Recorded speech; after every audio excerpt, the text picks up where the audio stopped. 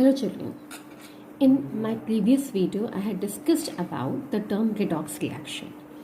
Now in our daily life, where do we come across these redox reaction, or to simplify, where do we come across the oxidation reactions? When we burn fuels, the fuels they burn, that means they undergo the process of combustion, produce carbon dioxide gas, water vapor, plus energy is released in the form of heat and light. These combustion reactions, they are nothing but oxidation reactions or the redox reaction. Similarly, another phenomena, that is corrosion, that is an example of oxidation reaction, and the phenomena named as rancidity as well. Today, we are going to discuss about the corrosion and rancidity in detail. Let me begin with the first one, that is corrosion. Corrosion, not a new term for us. We use it in our daily life number of times that so and so metal has corroded, and corrosion means we mostly assume it, that is iron. We use a term that iron is getting rusted. So how do we exactly define the term corrosion? Corrosion, it is the process of slowly eating up of metals due to the action of atmospheric gases such as oxygen, carbon dioxide, hydrogen sulfide gas, the chemicals such as acids, or maybe due to the presence of water vapor. So it is not only that iron gets corroded or iron gets rusted, the other metals too, they are also prone to undergo the changes, or they also get damaged or deteriorated due to the reaction with atmospheric gases such as O2, CO2, H2S and the water vapor. Now the moment we talk about corrosion, the most common form of corrosion which we observe in our day-to-day life, that is in the form of rusting of iron. The word rusting, we particularly use this particular word for the corrosion of iron. What are the conditions required for the corrosion of iron or for the rusting of iron? Iron corrodes in the presence of moisture and in the presence of oxygen. So if these two factors are available, the iron starts reacting with them, starts getting rusted. Suppose we have an iron object. Say this is an iron object. Now this iron, the iron which is present on its surface, when it comes into contact with oxygen gas and moisture, this iron starts reacting with it and starts developing a reddish brown colored substance. The formation of this reddish brown colored substance tells us that iron is getting rusted.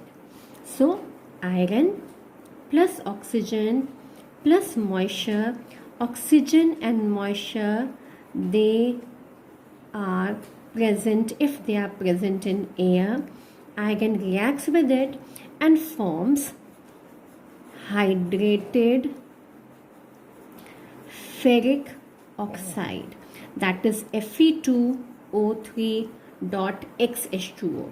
This hydrated ferric oxide is known as rust, or this is reddish brown colored soft flaky substance. So because this is a soft flaky substance, this does not stick to it. This layer gets removed, this layer falls down and exposes the underneath iron. Then underneath iron starts getting rusting. This starts getting rusted, or that is again exposed to the atmospheric moisture and oxygen. We use different objects made up of iron. The bridges, the railings, the automobile parts, the girders, they are made up of iron. And When this iron is exposed to oxygen and moisture, it starts getting rusted. The exposed surface falls down in the form of rust, comes out of it, and exposes the underneath iron. Slowly, these structures, they weaken up. So because of rusting, the process of rusting, it weakens up the structures of the bridges, railings, automobile parts, etc. And because of this, we have to spend a huge amount of money to replace these iron structures. And definitely it is not convenient for us to replace those structures. Can we take certain measures to prevent this rusting of iron? Let us see what measures can be taken to prevent this rusting of iron. Just now we had discussed that iron requires there are two conditions for the rusting of iron. First is presence of oxygen, and the second one is presence of moisture, that is water. So if we can cut off the supply of these two, we can stop the process of rusting. If we can cut off the supply of oxygen and moisture, we can stop the process of rusting. So what are the methods we can take to prevent this method of rusting? First one, we can go for the process of painting. The different iron objects such as the window grills, the iron gates, the body parts of the car and the buses, railway coaches, the steel furniture which we use, they can be painted. When they are painted, that cuts off the supply of air and moisture and hence protects the underneath iron from rusting. Another method which we can use, that is greasing and oiling. The automobile parts, the tools, they can be greased and oiled. When greased or oiled, that oiling or the grease forms a layer between the iron object and the atmospheric condition, the air and the moisture, and hence prevents the iron from rusting. The next method, that is galvanization. Galvanization means coating the surface of iron objects with zinc. Over the surface of iron object, we give a coating of zinc. Suppose this is an iron object. Over this, we give a coating of zinc. Now, how is this carried out? The simplest way to carry out is the iron object is dipped in molten zinc. When it is dipped in the molten zinc, the iron object gets a coating of zinc. So here a coating of zinc is given. Now what is so special about zinc? Whether zinc does not corrode? Zinc does corrode. Zinc, when comes in contact with oxygen, reacts to form zinc oxide.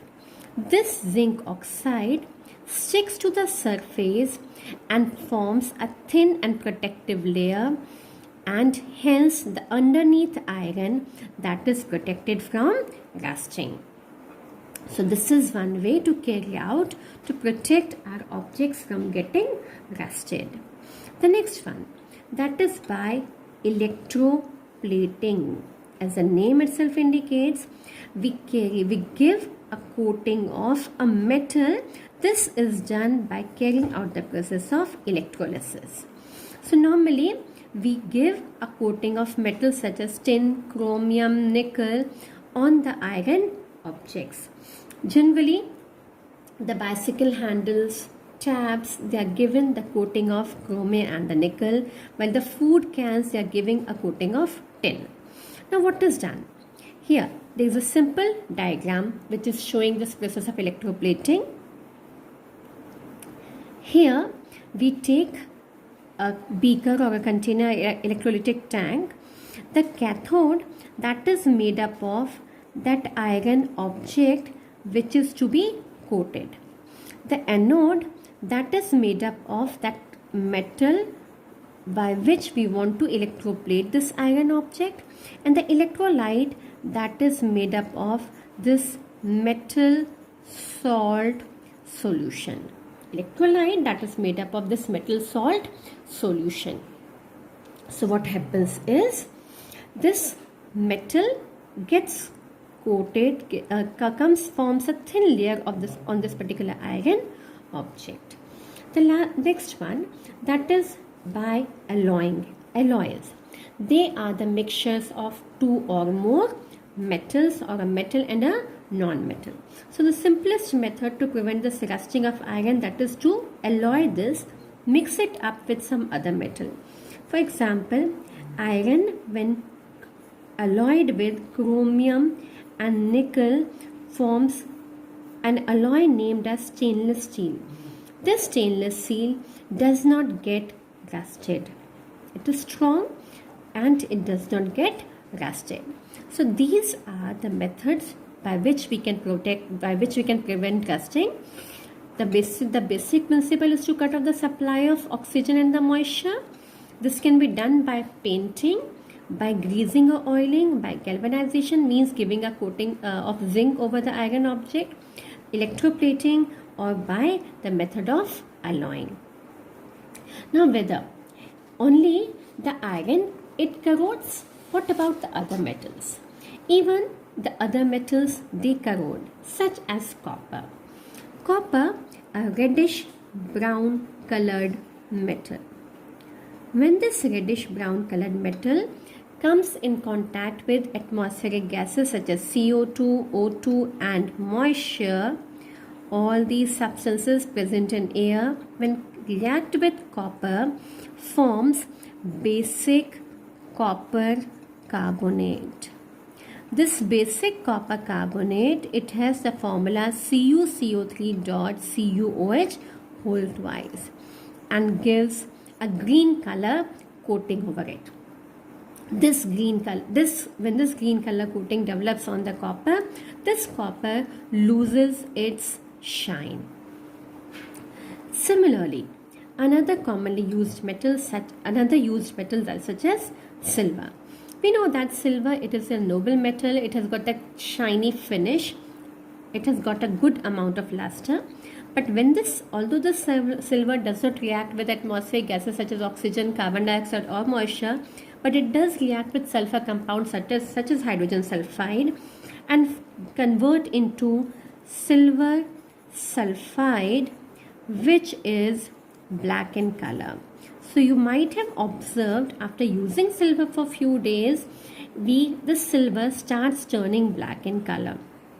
This hydrogen sulfide that is present as a pollutant in our atmosphere. So after a few days, this silver sulfide starts turning black in color.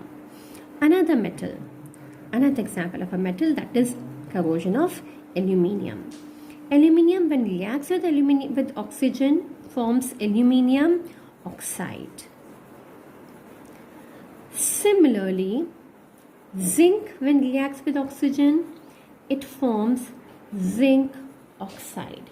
Now this aluminium oxide and zinc oxide, the corrosion of these two metals, that is an advantage for us, because these two metals, when react with oxygen, form a thin, non-permeable or a protective layer on the surface of the metal. So when aluminium reacts with oxygen, forms aluminium oxide. Now this aluminium oxide sticks to the surface of the metal, does not leave the surface of the metal and hence remain attached to it, protects the underneath metal from getting corroded. Same is the case with zinc. Zinc also remains stuck to the surface of the metal, does not leave the surface and hence protects the underneath metal from getting corroded. So this particular part, this was our discussion about corrosion.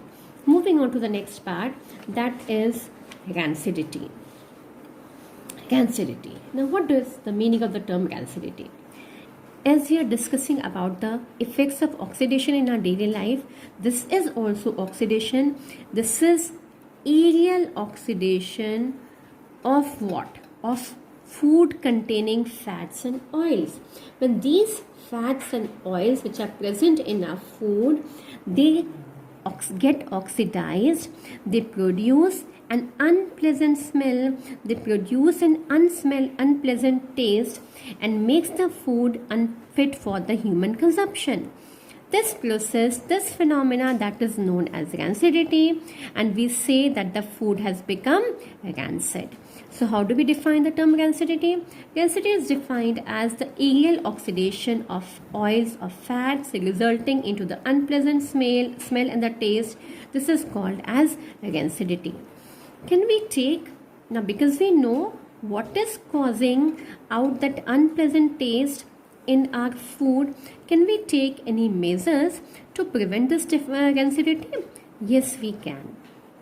You might have observed that if you have got some food containing fat and oil and leave it for few days, after few days when you open it up and you want to have it, you find that it is not having that taste which it was having earlier. The taste has changed. That is that phenomenon. That means, and we say that the food has become rancid. That is not fit for the human consumption. So what can be done? What steps can be taken to prevent our food from getting rancid?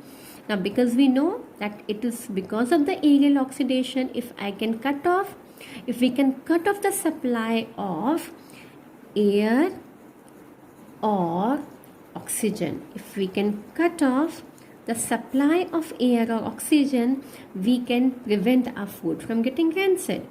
Definitely. So the first way to prevent rancidity is to store the food in airtight container. When you will store the food in airtight container, that will slow down the process of oxidation. Similarly, by storing food in the refrigerator, that means at the lower temperature, it also slows down the process of rancidity. The next method, that is packaging the food containing fats or oils in nitrogen gas. We know that nitrogen is an unreactive gas, does not react with the food or any other substances so easily. So you might have seen the packets of the chips. Those chips, when they are packed, from the packet the air is removed. Now when the air is removed, what is there in that particular packet? That particular packet is now filled with nitrogen gas. Once we have removed the air, we have cut off the supply of oxygen. Because we have cut off the supply of oxygen, the oil which was present in that particular food or those chips does not come into contact with oxygen and remain fit for the consumption. So this is another method by which we can protect our food from getting rancid. Another way, that is by adding antioxidants. Antioxidants, as the name itself indicates, anything which is going to oppose the process of oxidation. Yes, these are the reducing agents which do not allow the food to get oxidized. These are the reducing agent. The commonly used antioxidants are BHA and BHT, where BHA stands for butylated hydroxyanisole, butylated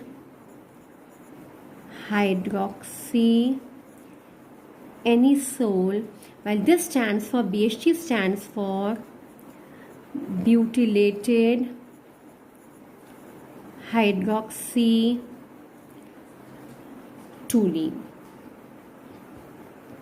So by adding antioxidant, the oils, the ghee which we use, they generally contain antioxidants.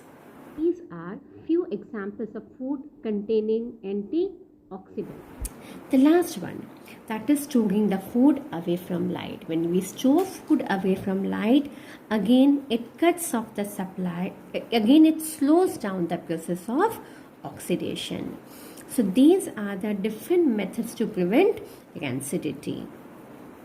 Moving on to the next topic, here we come to the end of effect of oxidation reactions in our everyday life. Here we move on to the next topic, that is the types of chemical reaction on the basis of energy changes. When we had began with this particular chapter, we had discussed that chemical reactions on the basis of energy changes can be classified into two types. First one is exothermic reaction and the second one is endothermic reaction. Let me begin with the exothermic reaction. Exothermic reaction is the reaction in which heat is evolved.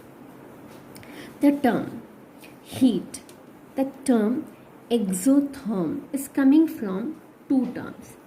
Exo means external, therm means heat.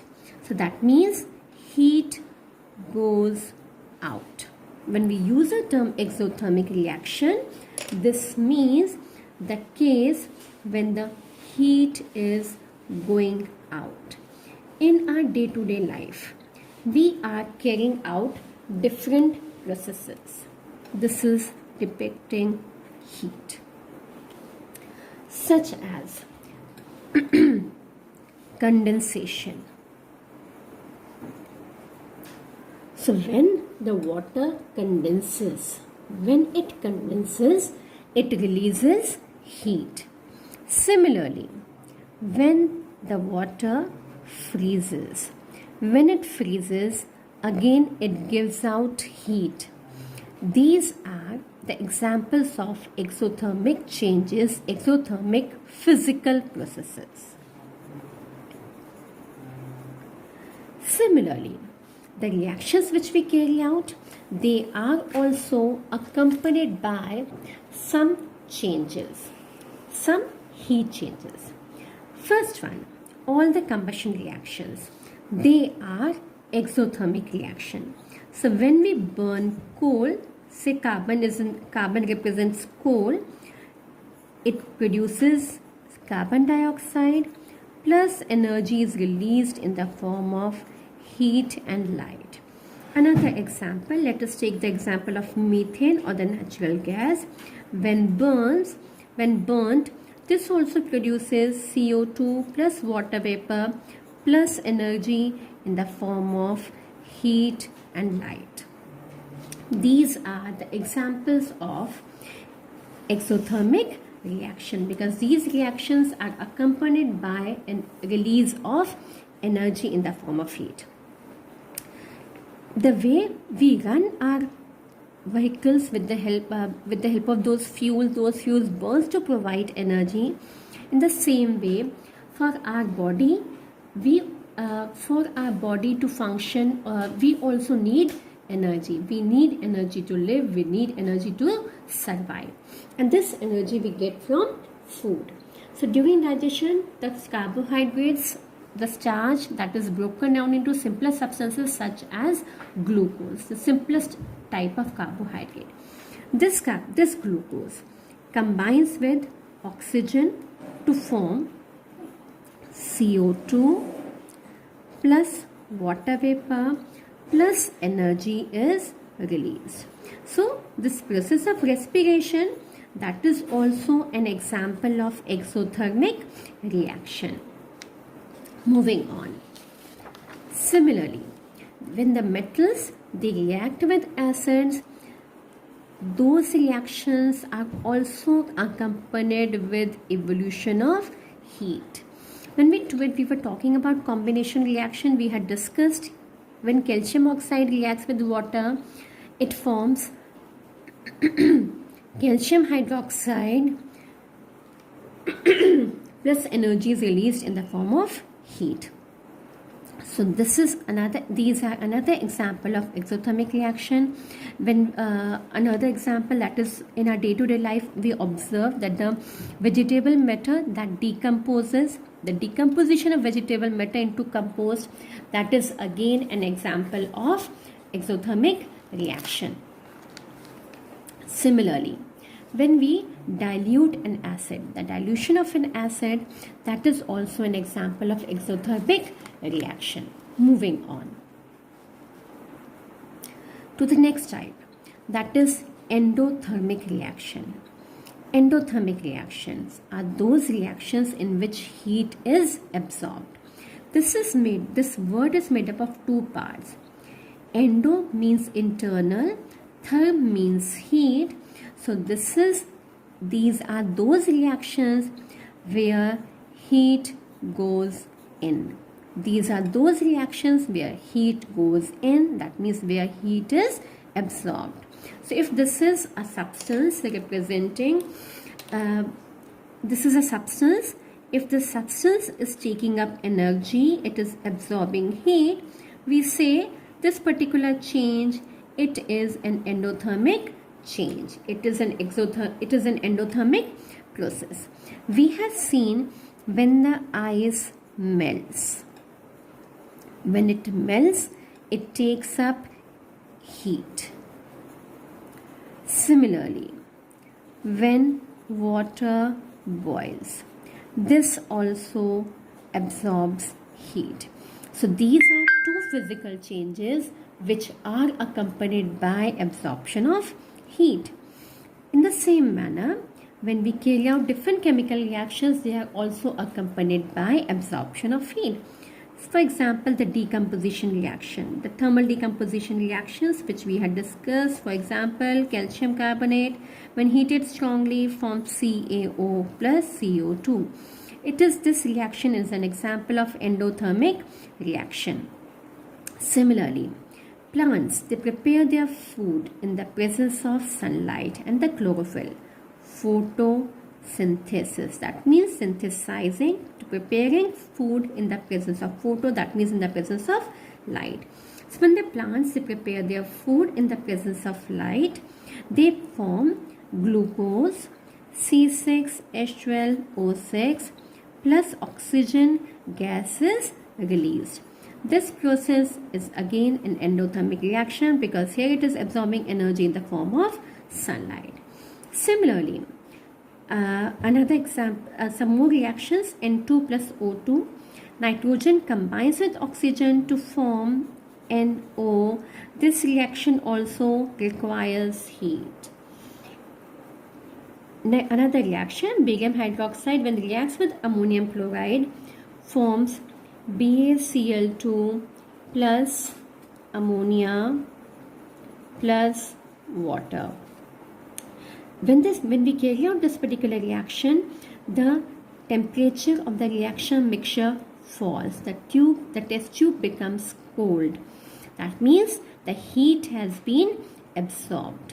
So all these are the examples of endothermic reaction. This is how we classify these reactions into exo and the endothermic reactions. This is another way to classify these chemical reactions on the basis of energy changes.